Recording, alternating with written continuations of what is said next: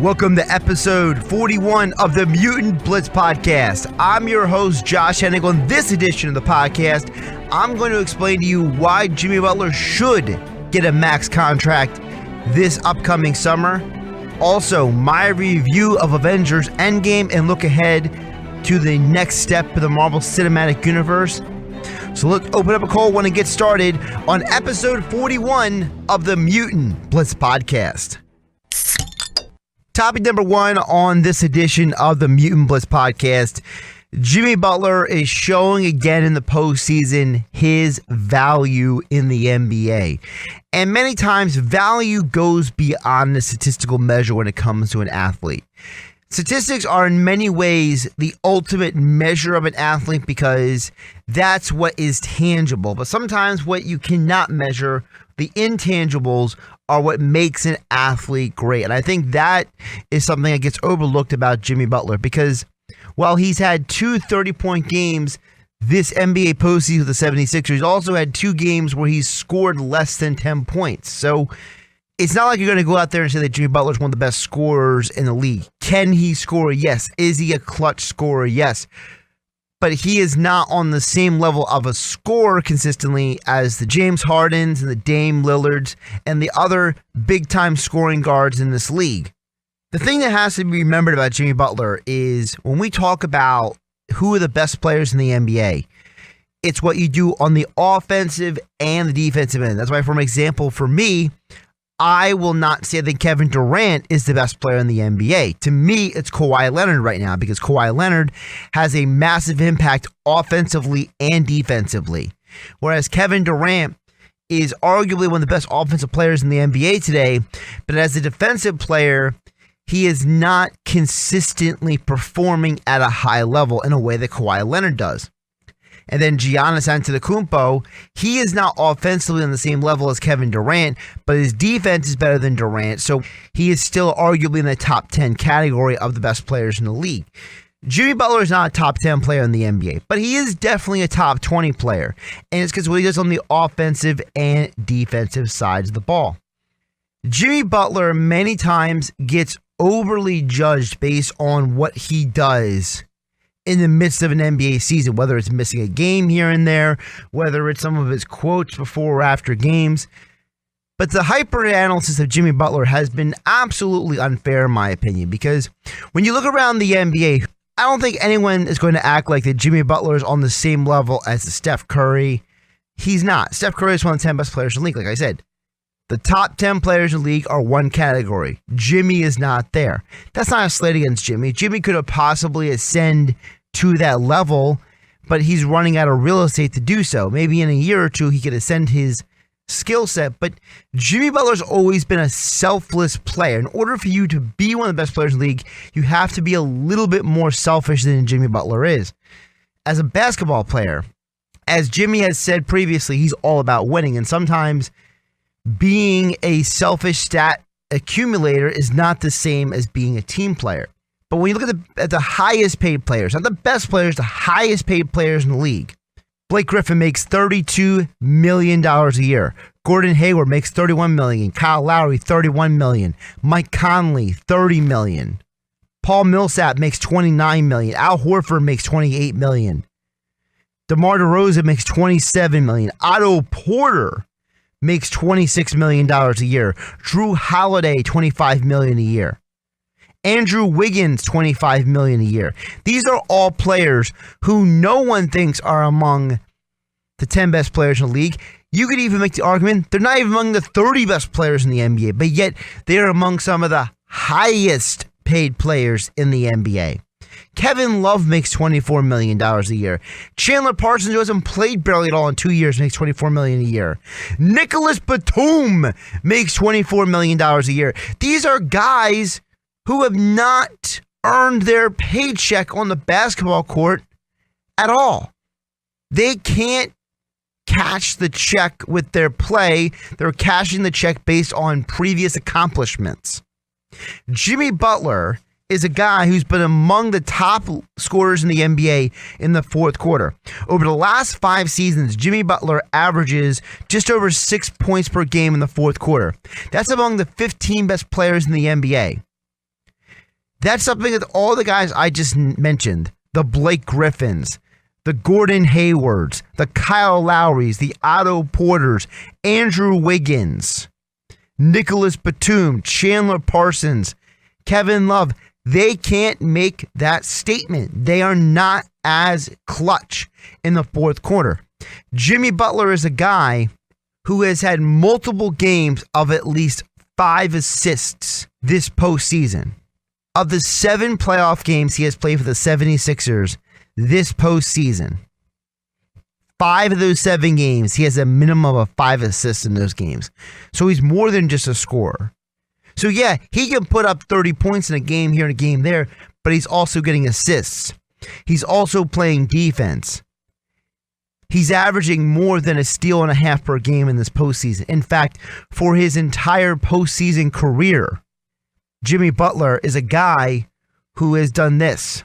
1.4 steals this postseason. Just about a steal per game last postseason. In the previous 2 years, 1.7 and 2.4 steals per game in the postseason. He's also a guy who has cut down on the turnovers as well. A couple of years ago, he was averaging 2.5 turnovers per game. Now, he's not the most efficient shooter. He's had trouble being a consistent shooter from 3, shooting 29% this year, 47% last year, 26% the year before, but 38% the year before that. But the 3-point shot is a part of his game, but not the essential element of his game. At 29 years old, Jimmy Butler is showing that he's a well-rounded player who can score, he can pass the ball, he can play defense, he's clutch. He's done more as a clutch performer in the regular season and as a primetime player in the postseason than many of the guys who are being paid big dollars. And that's not to say that Blake Griffin's a bum. I'm not saying that Gordon Hayward is a choke artist. I'm not saying Kyle Lowry is undeserving of being a starting NBA point guard with a starting NBA point guard salary. But when you look around the league, the 30 highest paid players in the NBA who should not be in that category. When we are in a league where guys like Ryan Anderson is the only person who makes less money per year right now than Jimmy Butler, who is on this list of the highest paid players per year salary, that's a problem. I'm not saying that Jimmy Butler has to be signed by the 76ers. But what I am saying is that this attitude that Jimmy Butler, this argument, should he or shouldn't he be a max contract player, is the most imbecilic argument in sports today. I had this conversation with many people when the Bryce Harper and everybody was signing in baseball. Your value as an athlete, the market will set your value. Precedent will set your value. Your salary is based on what someone is willing to pay you. If someone is willing to pay Kyle Lowry $31.2 million, if someone is willing to pay Paul Millsap $29 million, if someone is willing to pay Otto Porter $26 million, Andrew Wiggins $25.4 million, how about Hassan Whiteside, $25 million? Kevin Love, barely playing, $24 million. Chandler Parsons, barely playing, $24 million. Nicholas Batum, $24 million. These are guys who are not as important to their basketball teams as Jimmy Butler is. They're all making more money on a yearly salary than Jimmy Butler is this season. If Jimmy Butler is better than all of those players, then why can't he make $25 to $30 million per year as well? That's what the market calls for, a player who's clutch, a player who is a postseason performer, a fourth quarter performer, a guy who wants to win, a competitor. You may or may not want him back on the 76ers next year, but I don't think it can be denied anymore that Jimmy Butler deserves to be in the max contract category. He performs in the postseason. He performs in the fourth quarter. He has shown time and time again that he is an all-star, high-caliber, elite player in this league. It's not a question anymore about if he is a max player. The only question is, will he be getting that contract from the 76ers this offseason? Where he goes, whether it's staying in Philadelphia or going somewhere else, like it's rumored he could possibly go to Los Angeles, for example, or possibly go to Houston. At the end of the day, Jimmy Butler is going to get paid this offseason. And when you look at the other contracts around the NBA, whether it's a guy who barely plays like Ryan Anderson, a guy who's been constantly injured like Chandler Parsons, a guy who can't stay on the court like Kevin Love, a guy who is a mediocre basketball player by NBA standards as Nicholas Batum, a guy who's a nice player like Drew Holiday, a guy like Otto Porter, who got paid for what people were hoping he was going to be, a potential he is still not truly fulfilled. A guy like Kyle Lowry, who's had an inconsistent NBA career, especially in the postseason. A guy like Gordon Hayward and Blake Griffin, who have not had deep postseason runs. How are any of them more valuable than Jimmy Butler? I'm here to tell you they're not. Whether it's statistically, whether it's mentality, whether it's attitude, whether it is any of the things that actually matter when it comes to winning basketball games, Jimmy Butler is worth more than all the guys I named. And at the end of the day, he should get a max contract. The only question is, will it be from the 76ers this coming summer? Topic number 2 on episode 41 of the Mutant Blitz Podcast, Avengers Endgame. The most anticipated movie of 2019. It's already broken numerous box office records, already in the billions in ticket sales worldwide. Hundreds of millions of people have already watched the movie. Spoiler warning. If you are one of the people who haven't watched the movie and don't want to be spoiled, this is your warning. But I'm assuming if you've watched the movie, you're probably looking for some perspective. So I'm not going to spend 100 years going over the entire nitty-gritty of the movie. What I'm going to try to do here is I'm going to encapsulate the importance of the movie, the highlights of the movie, and what it means for the Marvel Cinematic Universe moving forward. This movie encapsulates 10 years of Marvel filming. 10 years of these characters, Tony Stark, Steve Rogers, Bruce Banner, Thor, Natasha Romanoff, Clint Barton, James Rhodes, major parts of people's experience with comic books, whether it's just in the movies or with comic books and movies. And it is a movie that is phenomenally well done in giving such appropriate finality to an era that if Marvel decided to never make another movie, it would be okay. And I don't think people would be too upset. But we know Marvel's going to make tons more movies and tons more content because you don't spend billions of dollars to buy a movie studio and then not make movies. That's silly. So making that purchase, plus the launch of Disney Plus, plus another agreement with Hulu, which now Disney is part owner of, for more TV shows coming to Hulu. So you're now going to have Hulu, Disney Plus, ABC, and the movies for all of this massive amounts of Marvel content. One of the great ramifications of this movie is the fact that now with Robert Downey Jr. and Chris Evans contracts being done, you don't have to try to figure out how you're going to make everyone else fit into their world. Instead, Marvel can go a multitude of different directions. And what they did was they gave both of those actors and their characters arguably the most appropriate send-off possible. In the movie, 2 superheroes die. The first superhero was Black Widow, Natasha Romanoff, which I thought was appropriate because of the fact that if you're going to move forward with the type of creativity you're going to be having with characters and their universes like Doctor Strange and Black Panther, I think that you have to at least put to bed some of the older concept that you used through the previous movies in the Marvel Cinematic Universe. And I think in many ways, Natasha Romanoff's character is more about the past than it was the future. And that's why you will see Scarlett Johansson one more time, but it will be in a Black Widow movie that will serve as a prequel film, a film set years before any of the Avengers movies. She sacrifices her life so the Avengers can get the Soul Stone. And as I told you before, this movie would involve time travel, and it absolutely did. They used the quantum realm.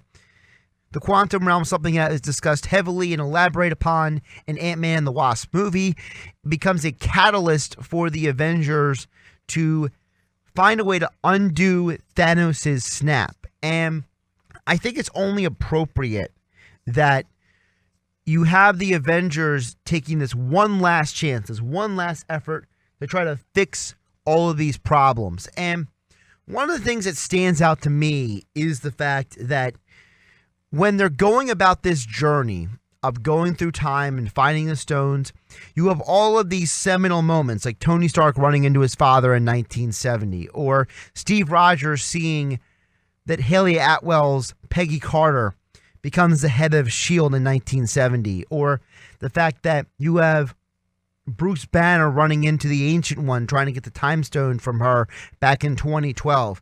And all of these different meetings, they're more than just great for comic book viewers and for moviegoers, but it also brings even more substance and more character and more value to the movie universe. So now when you go back and watch Doctor Strange, or you go back and watch The Avengers, or you go back and watch Iron Man 2, or you want to go back and rewatch Agent Carter TV shows, you have another level of substance, another level of content added into these characters and these storylines. The fact that they have this whole storyline where Thor basically becomes such an alcoholic that he is profusely out of shape and overweight. And it's almost funny that he's worried that he's worthy to pick up Mjolnir anymore just because he's, basically become a lazy bum and an alcoholic. Even at the one point when he meets his mom in the past, Renee Russo makes a active cameo appearance in the movie. She even suggests to him, can you please eat a salad? So it's funny to watch Thor, who was always this chiseled, ripped guy, and now he's totally out of shape. And now, as we saw at the end of the movie, he has a totally new adventure he's going on after Avengers Endgame.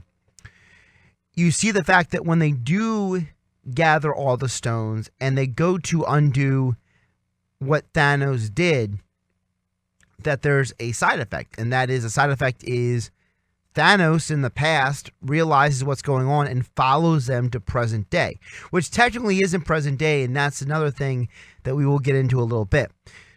Another moment in the movie is you have the original Avengers understand that they lost. And there's a lot of emotional and mental processing that goes along with that. Many times in comics, superheroes don't lose. They're always the winners. But when they do lose, it allows you to have a lot more depth, a lot more substance, a lot more retrospective when it comes to who they are as people.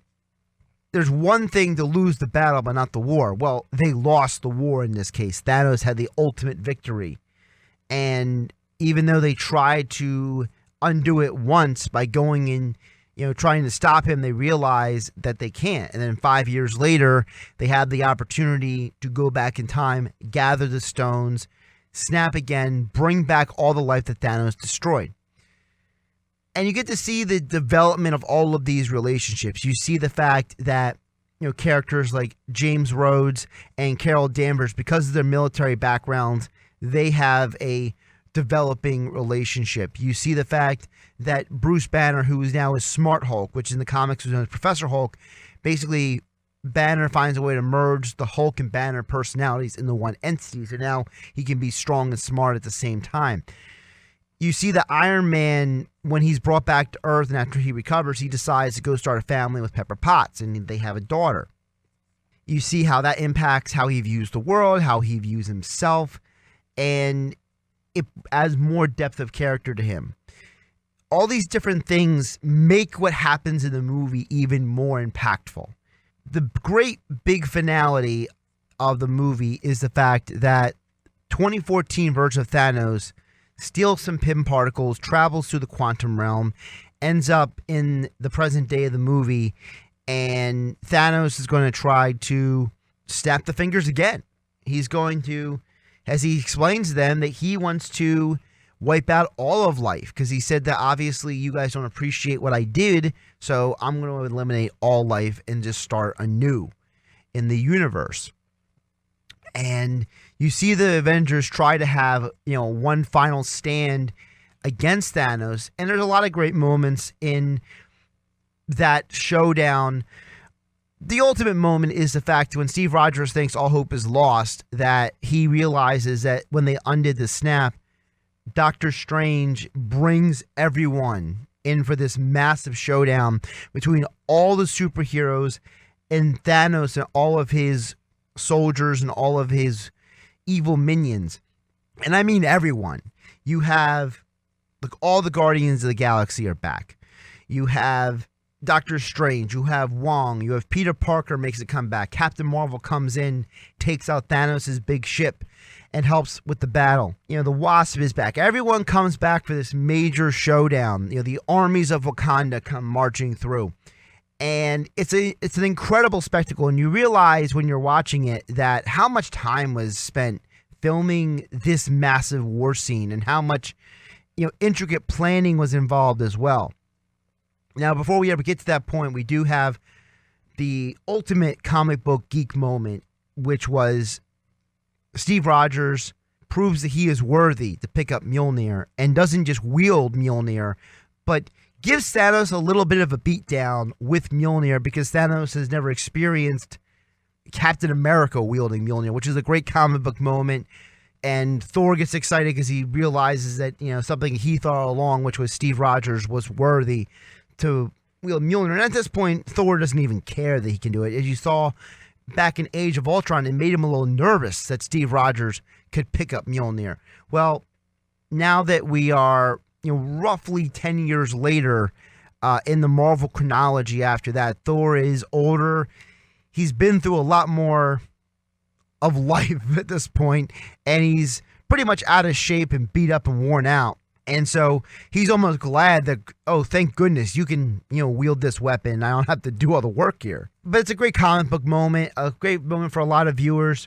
Ultimately, in the end, the person who sacrifices his life to save the universe is Tony Stark. And it's appropriate because of the fact that Robert Downey Jr.'s character started all of this back in 2008 with the first Iron Man. And it's only appropriate that before he snaps his fingers and wipes out Thanos and all of his forces, he says, "I am Iron Man." And you notice that as he's holding the gauntlet, he almost has a moment of clarity, right? And in comic books, we call that moment cosmic awareness. You see, in the comics and in Marvel mythology, anyone who holds the Infinity Stones in that gauntlet form in the comics has a moment where they see everything, past, present, and future, in its entirety. And it's almost like Tony Stark is absorbing all of this information all at once, and he knows exactly what he has to do in that moment to accomplish what needs to be accomplished. And he does it. He snaps the fingers, but the brute power that he just wielded and did basically destroys him. And he dies with Pepper Potts and everybody there, and they mourn. But it's also appropriate that Tony Stark is no longer a major part of the Marvel Cinematic Universe moving forward, is because his void will eventually be filled by Reed Richards. Remember, with Marvel purchasing 21st Century Fox Studios, they have the rights back to the Fantastic Four. So now your super genius loss of Tony Stark will eventually be filled by Reed Richards, because Marvel eventually, whether it's 2024 or a little bit later, will bring in the Fantastic Four, and all four of those superheroes are going to fill specific purposes and specific roles within the superhero community. So as one super genius intellect inventor creator leaves, another one can now walk in and have a more, predominant and less threatened role. Steve Rogers is given the task of taking all the Infinity Stones and putting them back where they found them in time to try to not disrupt the original timeline. And he decides to, instead of coming back to the present, that he was going to live his life from where he would have gone into the ice. And you see a flashback that he goes back, he marries Peggy Carter, they have a life, and he returns to the moment that he went back in time as an older man, and it appears that him and Bucky Barnes already had a conversation about what he was going to do. It's almost as if, Bucky was in on what was going on. He's the only one who knew. And he tells Sam Wilson to go see Steve. And the older version of Steve Rogers gives Sam Wilson the responsibility of being Captain America by giving him his shield, because Sam Wilson turns to him and says, I don't want to live in a world without Captain America. And then that's when he gives him the shield. And it's as if Bucky and Steve already went through this, that Sam Wilson would be the de facto Captain America-esque leader moving forward. And this is also another throwback to the comics, when Steve Rogers in the comics does get old at one point and does give the mantle of Captain America to Sam Wilson. So what Marvel does with this movie is it gives so much clarity to the characters, so much finality to their storylines. You see so much moments in depth, and I don't want to get into every aspect of the movie, because I know one of the reasons we have this podcast here is because this is an opportunity for me to explain to you what is next. Looking forward. I've been telling you for a year now about the time travel. I told you a long time now about how all these characters have the impact, not to spoil the movies coming up, but to help prepare you for what you're going to see. So what is next for Marvel? Well, we know that Spider-Man Far From Home is the next movie in the Marvel Cinematic Universe's chronology, and that is the movie that's going to answer two very important questions. And they're arguably the most important questions to things that I can't fully answer for you right now, because nobody is 100% clear on these two questions. Number one, the Spider-Man Far From Home movie is going to answer the question about the timeline. Avengers Endgame says in the movie 5 years later. So you have a whole group of people who were wiped out and now been brought back into the universe 5 years later. Is the Marvel Cinematic Universe now 5 years ahead of present day? Are we going to have movies that cover that 5-year gap from Infinity War to the end of Endgame? Does the world move forward as if nothing happened? Does Marvel neglect the fact that one of the things that made it unique was that it was very in the moment? Iron Man was set in 2008. The first Avengers movie was set in 2012. Marvel tries to make these comic movies set in current time periods. So how do we reconcile this 5-year gap? Well, Spider-Man Far From Home is going to answer a lot of questions about how we're managing that gap. The second question is, what direction are we going in with the Marvel Cinematic Universe moving forward? We know that there was a heavy emphasis on the Infinity Stones and the original Avengers and New York, and there were so many specific elements that were emphasized in the first 10 years of the Marvel Cinematic Universe. So where do we go now? What is the major overarching storyline? What is the behind-the-scenes villain working behind the scenes? What is the aftermath of Endgame? Because when you mess with time, there obviously will be a domino effect with alternate realities, with alternate situations, things happening and coming up. There's so much that Marvel, for a variety of reasons, has not explored. And I think that's where this movie is going to have to come in and answer a lot of those questions. So Far From Home is going to give us a lot of answers in terms of what exactly Marvel is doing with those two questions. What are we doing for the next 10 years? And what are we doing with the 5-year gap in time that we haven't fully reconciled yet? Now, here's what I do know. I know that anytime you involve time travel, there's a handful of characters who could be involved moving forward. There has to be a new super set of villains that come along that are going to have an impact. Obviously, Thanos was the ultimate, if you play video games, boss villain character at the end of the video game. Thanos was the ultimate, enemy at the end they had to deal with and they had to defeat no matter what it took. Who is going to be potentially the next set of villains that we deal with? Obviously, in the first 10 years, we had characters like Loki and Ultron and Thanos, but you also had, a little bit secondary supervillain characters also involved in all of this. You had Dormammu, you had the Red Skull, and of course you had kind of like linchpin connecting villains such as Ronan the Accuser. So where does Marvel go next? Well, I think there's a couple different ways that they're going to go next. First of all, remember what we already know. We already know that Spider-Man is a long-term character in the next stage. We know that Black Panther has another movie coming along. We know that Doctor Strange has another movie on the way. There's a lot of reports that there's going to be another Ant-Man and the Wasp movie in the works as well. We also have been confirmed that Guardians of the Galaxy 3 is coming. So here's a couple ideas I'm going to give you when it comes to the movies. First of all, Guardians of the Galaxy, Thor is a member of the Guardians of the Galaxy now. When he left Earth, it was him, Peter Quill, Drax, along with Nebula, Rocket Raccoon, Groot, and Mantis. So it's a modified version of the team, and I think this is where Marvel gets to have a lot of fun and creativity, because now we get to see what is the aftermath of what Thanos has done across the universe. There's no more Thanos. There's no more Ronan the Accuser in this post-Endgame world. And we know that Captain Marvel has been traveling around the universe. So now we get to see what does the Guardians of the Galaxy run into.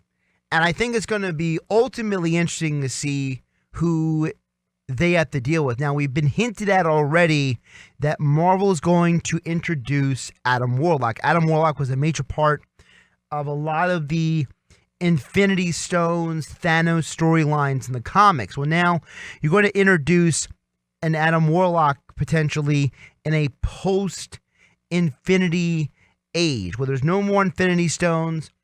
There's no more, Thanos dealing with stuff. That's all gone. Well, Adam Warlock is famous for being a very powerful character in the comics.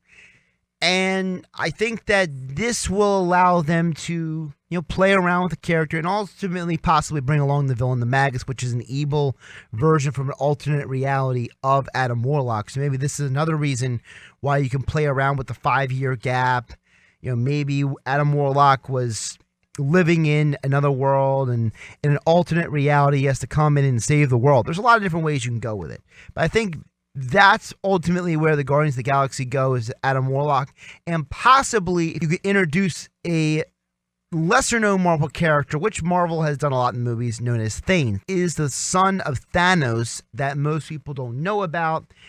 And I think this might be an opportunity for Marvel to come in and say, okay, now Thanos is dead. Now you're going to introduce to Thane. And actually in the comics, Thane is not 100% a villain. Sometimes he's a villain, sometimes he's not.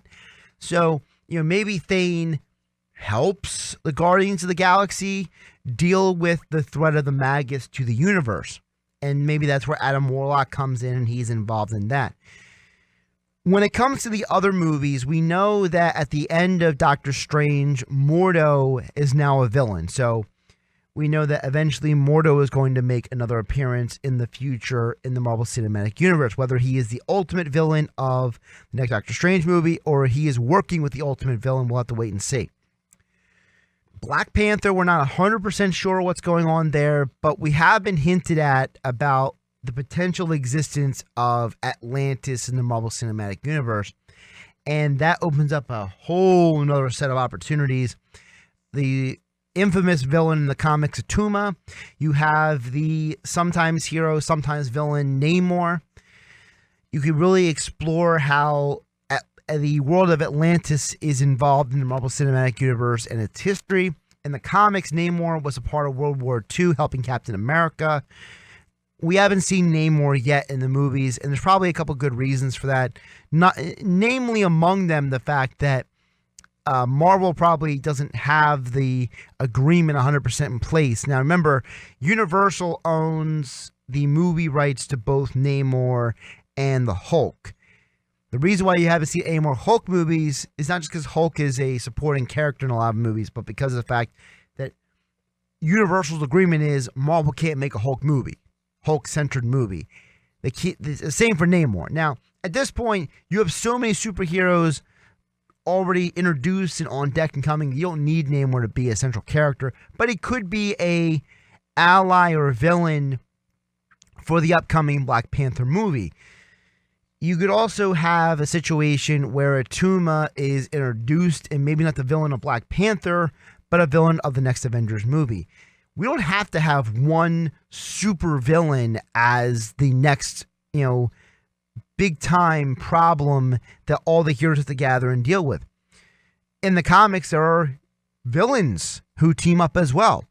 What if there's a situation where Doctor Strange defeats Mordo and Namor goes to reclaim Atlantis as his own, and he finds that Atuma is there. What if Atuma and Mordo and a couple other villains get together, they start an alliance, and then that's what brings together Doctor Strange, Black Panther, Spider-Man, all these superheroes together to deal with these villains. We know that at the end of Spider-Man Homecoming, you started to see the first level development of the Sinister Six, which is a famous group of villains that Spider-Man deals with in the comics.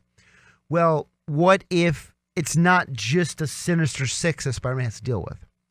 What if it's members of the Sinister Six working with the supervillains of the other heroes? We know that Marvel has not denied the existence of the Defenders in the Marvel Cinematic Universe. Well, just because they're not on Netflix doesn't mean that you can't use those characters. What if you want to use Kingpin at some point? What if you want to bring him back into the fold? What if you want to introduce another villain that has to do with those superheroes? Spider-Man's in New York, those superheroes in New York. You could have a lot of creativity and a lot of options with those characters. We know that Cloak and Dagger did very well in its first season. How much do you want to expand those characters? The next season of Agents of S.H.I.E.L.D. is coming. Do you use Agents of S.H.I.E.L.D. to introduce a whole new aspect to this new world post-Endgame? There's a lot of stuff Marvel can do. But I think the ultimate villains you want to watch out for, the one I mentioned. Magus, which is the evil version of Adam Warlock.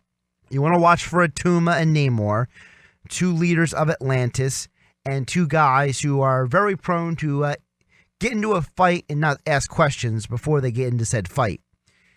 You could also see a evolution of the Sinister Six, and that would involve, we've already seen the Vulture, we've already seen Shocker and Spider-Man, but we could also eventually see Scorpion. We're already seeing Mysterio in the next Spider-Man movie. We could also possibly see Kraven the Hunter, another villain that has not been used in the movies at all yet. So there's a possibility that, we could have a lot of, world development just with the Spider-Man movie alone, how that impacts the rest of the movies.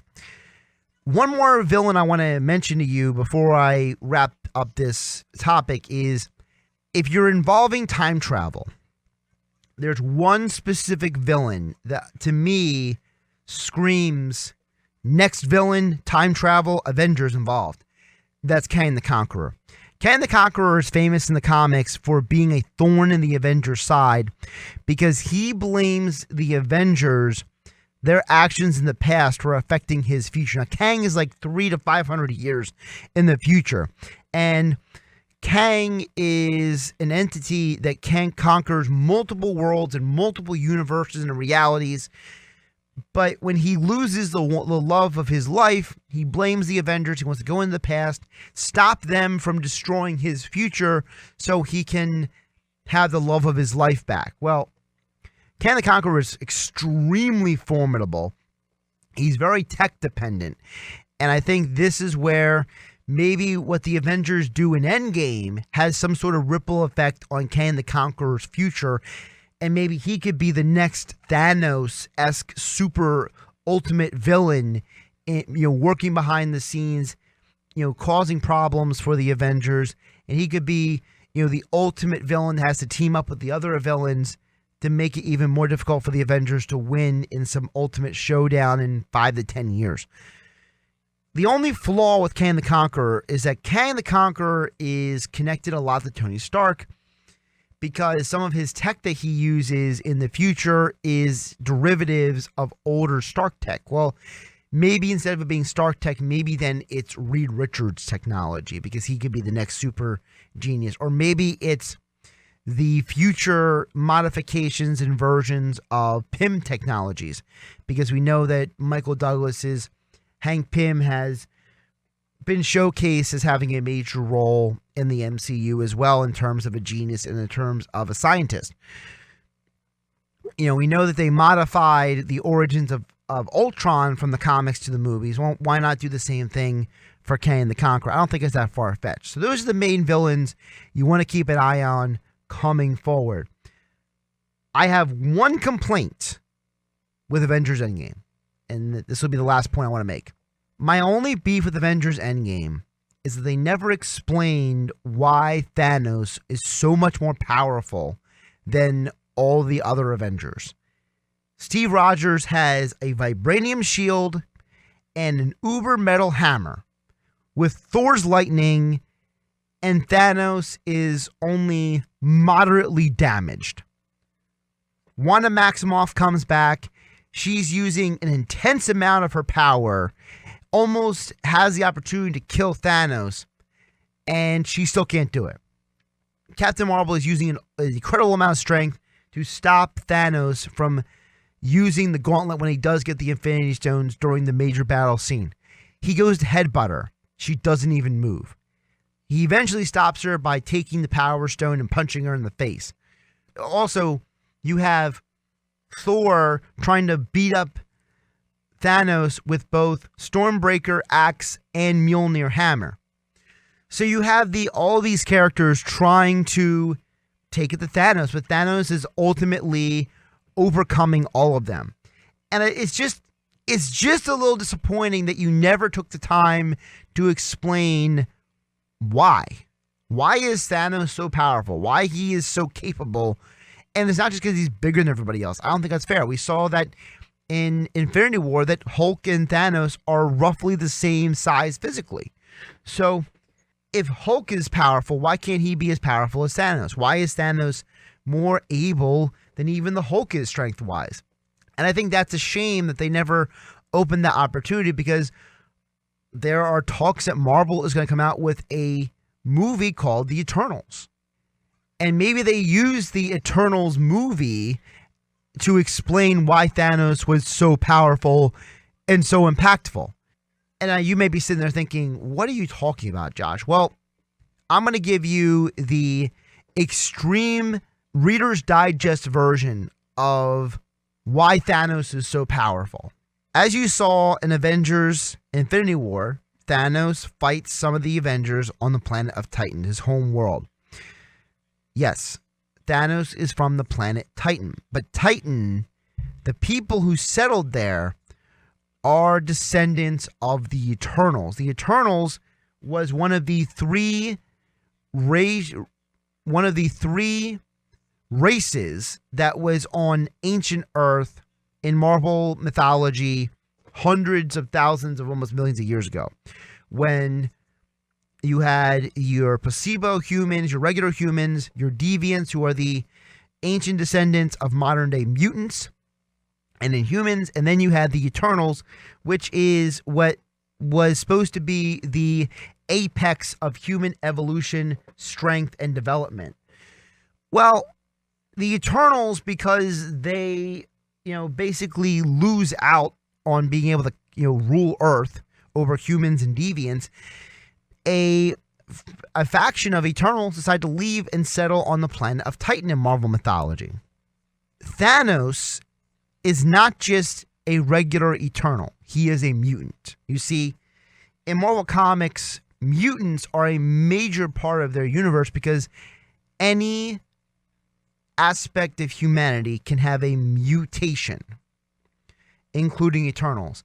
The reason why Thanos looks the way he does is because he is a mutant Eternal. That's why he is so super intelligent, so physically formidable, so cunning, so advanced compared to everyone else, because he is a mutation of a super advanced race of humanity. So it's a shame they never explained any of this in the movies, because it would have explained why he despises Earth so much.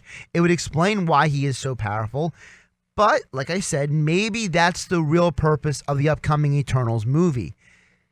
If Black Widow is going to be a prequel movie and Captain Marvel was technically a prequel movie, maybe the Eternals is too. Maybe the Eternals is going to tell the story of how they were on Earth, they left Earth, they went to the planet Titan, and maybe they end the movie with, and was born 2 children, and one of them was named Thanos, and he was an outcast of his family, and maybe that's where they leave off the Eternals movie as telling the history of what happened before Thanos was born and came to power. It's just a shame that nowhere in the movie they decided to at least give you a moment or two to explain, well, why is Thanos so powerful? Why is he able to do everything that he is when he's dealing with some of the biggest, heavy hitters in the Marvel Cinematic Universe? Again, that's really my only serious complaint, because in the comics, there's a lot of times that you have a lot of characters who people have described as either OP or MacGuffins. OP is just a short version of saying overpowered. And a MacGuffin, as I've explained to you before, is a character who they're only introduced into a comic storyline because they can fix any scenario because they're so ridiculously overpowered. Well, a lot of characters that you see so far in the Marvel Cinematic Universe used to be MacGuffins and overpowered characters. Doctor Strange, at one point in the comics during the 60s, 70s, and 80s, was ridiculously overpowered. Captain Marvel was a MacGuffin for a very long time in the comics. She basically showed up to just wreck whoever the super villain is and save the day, and they basically explained everything away by, well, Captain Marvel, she can go binary and she can undo whatever the problem is. There were times that Thor has been ridiculously powerful in the comics. There have been times that people can't fully explain it, but Black Panther is so much smarter than everybody else that he figured out the problem for anyone else did, and he just fixed it. It's also a point in time in the comics where Wanda Maximoff's Scarlet Witch is so powerful that she warps all of reality and changes everyone's life and gives them what they've always hoped and dreamed of, because she was so mad because all she wanted was children. There's numerous instances in the comics where you have these heroes who are just so insanely powerful. So to have them go head to head with Thanos and Thanos still beat them and not give the audience explanation for why, I thought was just disappointing. I'm not angry about it, but I just felt it would have been nice for the audience to have an understanding of, look, Thanos is powerful because he is a mutation of a race of people who are the most powerfully and advanced version of humanity. So no human is just going to be able to take him out single-handedly by themselves, because Thanos is the mutation of the most advanced humans in the universe. No time they could have explained it to people in the audience. But like I said, maybe they will with the upcoming Eternals movie. So again, let's review what's coming. Spider-Man Far From Home this summer. That's going to answer a lot of questions. Guardians of the Galaxy 3 will come out in a couple of years. That's going to explain what happens with Thor and the Guardians, as well as we're probably going to see Adam Warlock and possibly the villain, the Magus. We know we have the Disney Plus shows coming out. On Disney Plus, you're going to have a Loki miniseries, a Winter Soldier and the Falcon miniseries, and a Wanda Maximoff miniseries. I'm going to assume that the Loki and Wanda Maximoff miniseries touch on some of the past as well as the present in the Marvel Cinematic Universe. I'm going to assume that they're going to use the Winter Soldier and the Falcon to kind of bridge the gap from whatever is going to happen in the next Avengers movie from what happened at the end of Endgame. So whatever Bucky Barnes and Sam Wilson are doing, you're going to see that in that show. We also know there's going to be a second Black Panther and a second Doctor Strange. I'm going to assume that in the second Doctor Strange movie, you're going to see Mordo, whether he is the ultimate villain or he's going to help the ultimate villain. He's going to be there. I feel pretty confident in saying that. Black Panther's a whole ton of ways that can go with it, whether it's an all-out war between Wakanda and the city of Atlantis, or whether they want to go with a more of an espionage type aspect, and maybe someone tries to steal vibranium from them and they have to deal with this thief, or maybe there's some deeper conspiracy type thing. Maybe Black Panther is where they try to take some of the more grounded aspects of the Marvel Cinematic Universe that we saw in the three Captain America movies. Maybe they use Black Panther as the conduit to tell that kind of story. Like I said, you're going to have an Eternals movie. As of right now, we don't really know a lot of details of that movie, but I'm going to assume that maybe that's a prequel movie, as well as Black Widow, kind of explaining some of the history before we got to the last 10 years of Marvel Cinematic Universe movies. And one more point I want to bring up is there are a handful of Marvel untitled films that are scheduled from 2020 through 2023 that have not been assigned titles or directors or writers yet. I'm going to assume that some of those movies are Black Panther 2, Doctor Strange 2, as well as the next Avengers movie. Based on what Kevin Feige has said and based on what we know about different casting calls that have been going on, I'm going to make the assumption that we do not see the X-Men and we do not see the Avengers before 2023. That's my assumption as of this moment. Obviously, a lot could change if Marvel, depending on what they do with the Agents of S.H.I.E.L.D. TV show and the Disney Plus shows, as well as the Runaways on Hulu and Cloak and Dagger. But I'm going to assume right now that what we are familiar with as the Fantastic Four are at least another 4 to 5 years away. Like I said, we got a lot to talk over the next few years, but over the next few months, I think a lot of my concentration on this podcast is going to be on Spider-Man Far From Home and the properties that we've already mentioned here. If you can, I would say rewatch Endgame, because there's going to be things that you missed. I know for me, I missed some of the Easter eggs initially. Some of the seminal moments, like for example, I think the biggest thing I missed from seeing it from the first time to the second time was the fact that if you remember, when they go back in time, they do change things. They don't make everything exactly the same as they had planned. Like, for example, when Captain America uses Loki's scepter on his younger self. Well, what happens when Captain America wakes up? How exactly does Captain America set the whole world back to where it was before? Loki runs away with the Tesseract in 2012 in Avengers Endgame.